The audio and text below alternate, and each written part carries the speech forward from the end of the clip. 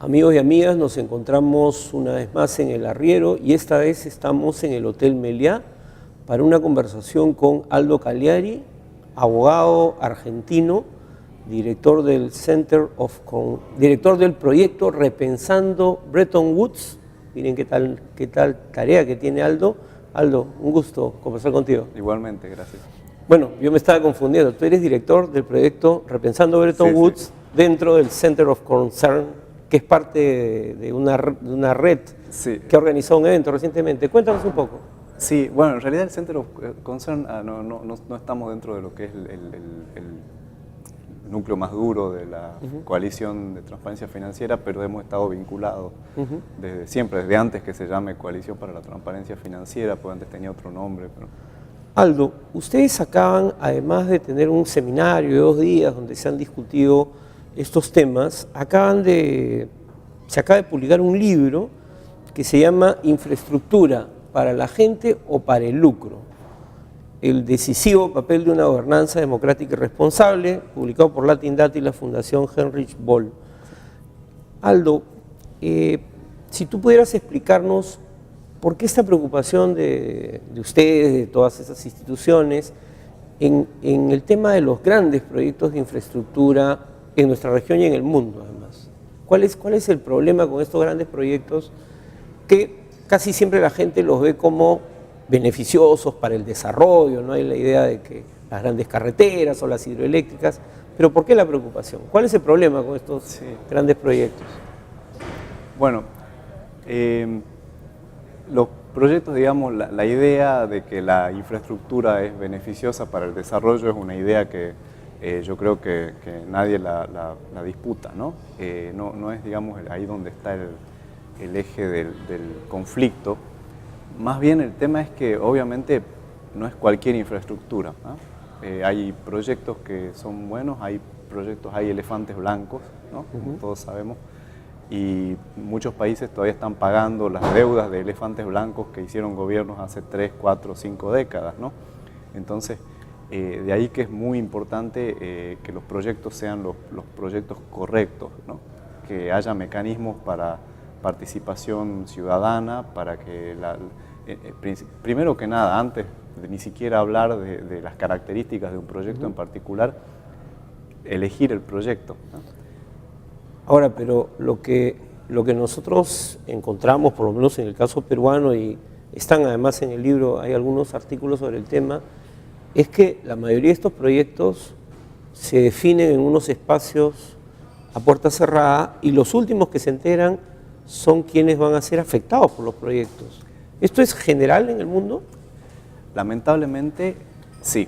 Lamentablemente esto es lo que ocurre generalmente y de ahí viene la preocupación que tenemos con algunas iniciativas que a nivel global ahora se están promoviendo, a nivel del grupo de los 20, ¿no? A nivel del Banco Mundial, a nivel inclusive de Naciones Unidas, ¿no?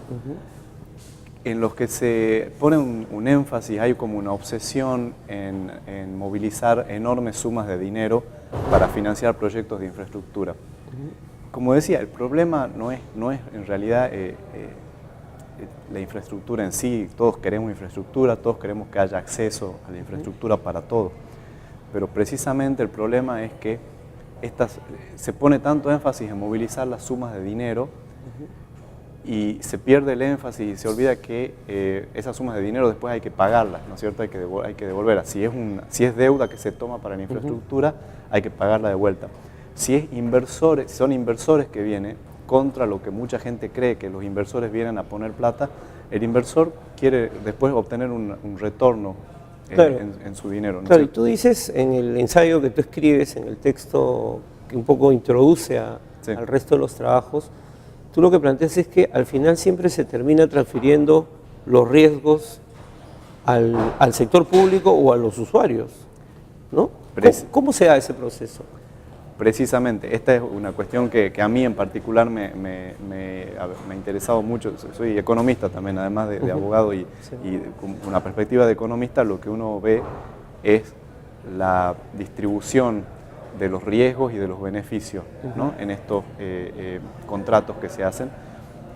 Y lo que ocurre es que hay, digamos, en esta obsesión de atraer el dinero de ciertos inversores, que son los así llamados inversores institucionales, ¿no? Entonces, fondos mutuos, fondos de pensión, fondos de inversión, fondos de equidad privada, fondos que buscan un retorno. En muchos casos estos retornos son como del 15 o el 20%. Son retornos enormes. Claro, que es lógico que busquen un retorno, ¿no? Claro, y para eso están creados. Exactamente, nadie critica que ellos busquen el retorno que quieran buscar. La cuestión es si su inversión va a ser en infraestructura, a costa de quién van a recuperar su inversión, a costa de quién se les va a poder reembolsar ese retorno. Y ahí es donde está la cuestión y donde yo temo que la manera en que se va a lograr que cierren las cuentas para poder darles ese nivel de retorno a los inversores es precisamente a través de garantías obscenas en ciertos riesgos que uno esperaría que el sector privado pueda tomar, que debe tomar, por ejemplo, en licencia ilimitada para subir las tarifas, ¿no es cierto?, en falta de monitoreo para ciertas cuestiones en las que el sector privado debería proteger, por ejemplo, procedimientos que debería poner en curso para que se consulte a las comunidades, para que se respeten los estándares ambientales, estándares sociales, todas cosas que cuestan, ¿no es cierto? Si uno corta todas esas cosas, de pronto sí los números cierran, pero entonces cierran a costa de quién? Cierran a costa de los contribuyentes que pagan esos impuestos con los que se está subsidiando al sector privado, a costa de los consumidores que van a ver sus tarifas incrementadas, a costa de comunidades, de grupos que de pronto van a perder la protección que la regulación de pronto les estaba dando a nivel ambiental o en la dimensión social. Claro, mira, justamente acá en el Perú hay una enorme discusión ahora porque los empresarios se han inventado un término que se llama la permisología. Y con la permisología aluden a todos los procedimientos que tienen que ver con el respeto al patrimonio arqueológico, monumental, al tema ambiental, ¿no?, a los derechos de las comunidades. Sí. O sea, digamos, de alguna manera esta sería una estrategia de los empresarios para acortar esos riesgos que afrontan. Es un poco lo mismo, digamos.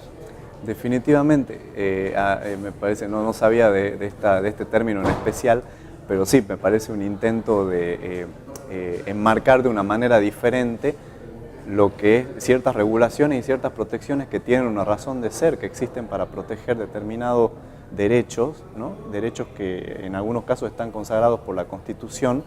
Entonces, llamarlo de pronto, permisología, me imagino que lo que está detrás de eso es... Tramitología también. Claro, tramitología es una manera de darle una visión negativa, ¿no?, a esto, como decir, esto es una burocracia innecesaria. Claro, es un costo. Exactamente, y lo que pasa es que desde el punto de vista del sector privado, estos son costos de transacción, ¿eh? Y entonces la manera en que se logra que cierren las cuentas para el sector privado, para poder obtener este retorno tan exorbitante, es justamente a través de suprimir costos de transacción. Lo que para el sector privado son costos de transacción, para la gente es protección de su derecho básico a una forma de vida, a un terreno, ¿no es cierto?, a un territorio en el que por ahí ha vivido ancestralmente, ¿no? O que un servicio no empiece a subir de precio de manera escalonada. Esa es otra cuestión muy importante, que se habla de todos estos megaproyectos, se los predica en nombre de las pobres comunidades, en nombre de los pobres que no tienen acceso a la infraestructura, ¿no es cierto? Un poco se usa eso como frente para decir, por eso se justifica esta obsesión con atraer la inversión. Pero ¿qué pasa? Después uno ve los proyectos, proyecto por proyecto, y en realidad los proyectos no van a beneficiar a la gente más pobre o más vulnerable o que no tiene acceso. Le va a abaratar el costo a alguna minera que necesita, ¿no es cierto?, para poder sacar los recursos más rápido, le va a dar una carretera a alguna compañía que está extrayendo algún recurso, ¿no es cierto?